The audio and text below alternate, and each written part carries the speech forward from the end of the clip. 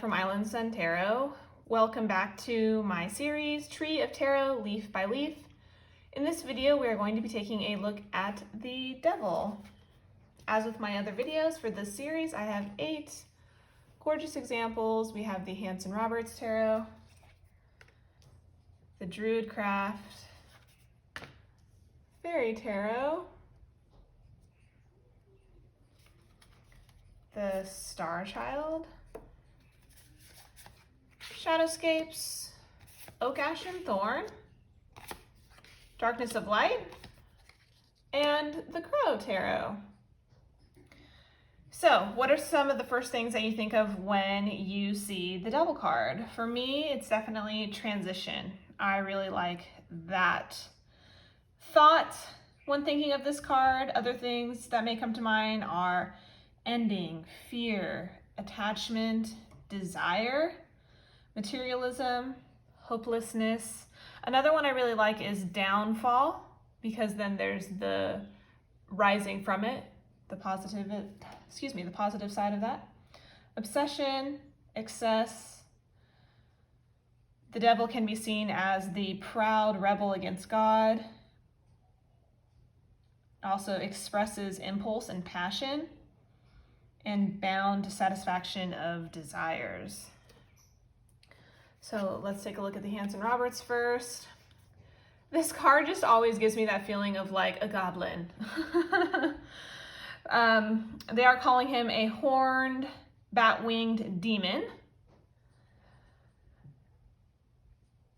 And he does have the inverted pentacle on his forehead. That's the symbol of perversion of the 5 senses. His right hand is lifted in the symbol of black magic. And we do have the bound people down here at the bottom, but it looks just so loosely bound, like if they use their determination, they can get out of this. It's not all doom and gloom. But as scary as I think they're trying to make this card, it really just makes me smile, because to me it reminds me of like a total goblin. It's just Next we have Cernunnos from the DruidCraft Tarot. I actually really love this. So Cernunnos is the Lord of Animals, the wild herdsman or hunter of the forest. And it's just that raw power of nature. We do have the same figures seen in the Lover's card, asleep here, peaceful in the forest, unknown to them what is lurking there. And I love this depiction. I think you can see, definitely see the positive in this, and you're just beckoning them to awake so that they can liberate themselves from what's coming. Are they dreaming of the potential abundance that they can seek, as long as they don't weigh themselves down with negativity, materialism of the world? I love that they're naked, because it seems like they're not being drawn down by any of that materialism or excess of the world. It's just very pure. And I love the idea of the wild herdsman. Next we have from the Fairy Tarot. This has been renamed Ego, which I rather appreciate. Down at the bottom it says, the illusion of being trapped, placing too much importance on material items, getting caught up in fear and worry. I just love how there's sort of this, shaman-like fairy. And we do have another fairy sort of helping him burn these scrolls. You can see here, I'm sorry, I'm just going to look real close. It looks like one of these says, well, the big one says guile, and it looks like one of the other ones might say lust and fear. But this is a Celtic Beltane fire. It's a springtime sacred ceremony for, you know, by burning things, releasing the old, cleansing yourself to welcome the new. I just think that's a really gorgeous way to look at it. These fairies are both super stunning. The details are just great. And I love that. You know, you don't want to let your ego get in the way of any of your positive change, and you definitely don't want to grow and move forward with that ego still hanging on you. So I don't mind the rename for this card. I think it's beautiful. Next we have the Starchild Tarot. This is another rename for oppression. This card used to kind of bother me when I first got this deck, but I definitely grew to love it, and I really love this artwork here. So we have this veiled figure sort of hiding behind anyone or their destructive tendencies, right? Sort of standing on this plane, this earthly plane between Earth and the spirit world. I love the veil. We have the darkness creeping in on one side, a little bit of the light showing there with the full moon in the background, excuse me. Oh, I just think it is so beautiful because you really don't want to let any of those destructive tendencies. Do all humans have them? I would like to think yes, whether you want to acknowledge it or not. A lot of us have, even if, you know, minuscule. Everyone has a destructive tendency. And I love the thought of releasing that to transition. Oh, I just think this is really gorgeous. And it took me a long time to appreciate this card, so I feel like I have a connection to it. Next we have the Shadowscapes. This I really love. I'm gonna try and hold it as steady as I can while we, you know, look in real close. So we have this hooved fawn-like figure with claws and wings dancing upon this chamber holding this figure. Sorry, I'm so shaky. So this figure just looks so loosely bound.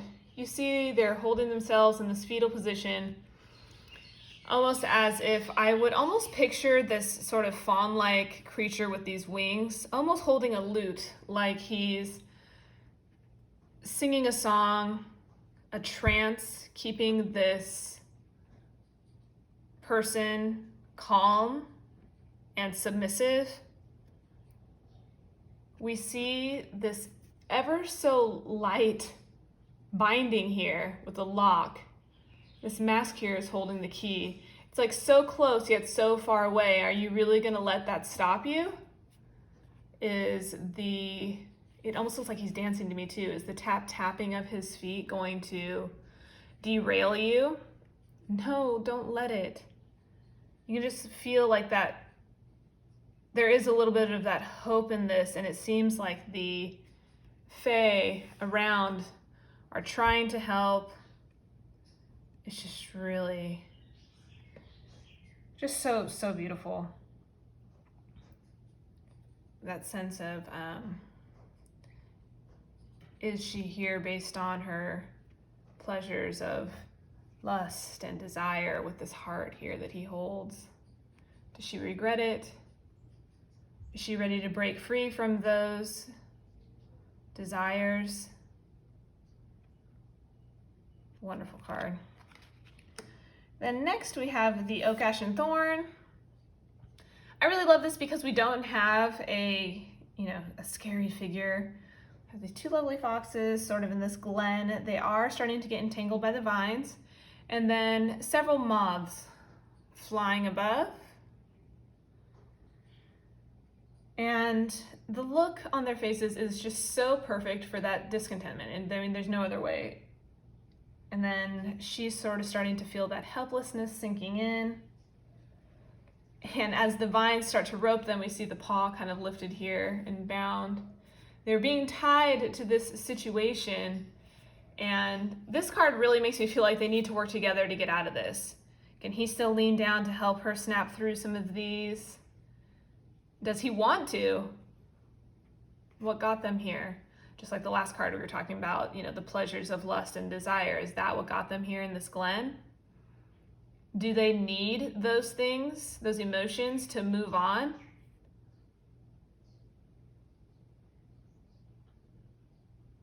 And I love this, the symbol of the moth. I think that's really beautiful. He's not necessarily bearing down on them. It seems more of like a peaceful presence.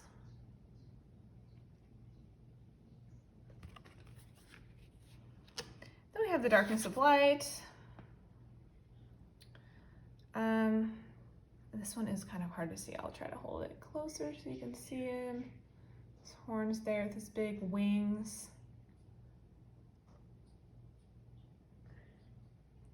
So this is a satyr, or, you know, lustful, unclean scapegoat creature with vampire bat wings that are ready to just suck you dry. I actually really like the horns. I think they're super dramatic. We have the very loosely chained figures in front. Try to like hold it real still so you can see how loose the chain is, just draped over their necks. This one really is. So are they there voluntarily? They've just given in to that captivity. Just lambs following after one another in this material world that they're from. I like the deep darkness behind this satyr figure, like they're in a cave. But again, I feel like these people can easily escape him. They don't need him weighing them down. They just need that positivity. They need to see a light at the end of this tunnel. And then we have the Crow Tarot.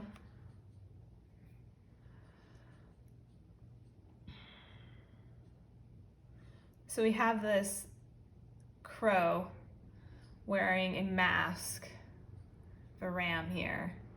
Just really feels cold and dark, sort of in this river, stream of blood, upon potentially a, you know, carcass. Ravens can be carrion birds. Picking upon this carcass, he has with him a little songbird chained in flight, trying to escape. Sense of purity from that bird.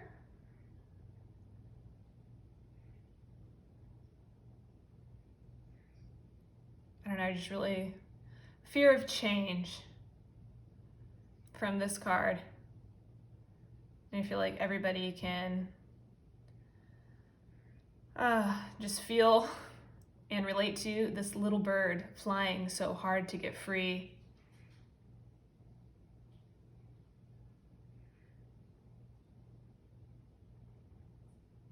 So gorgeous.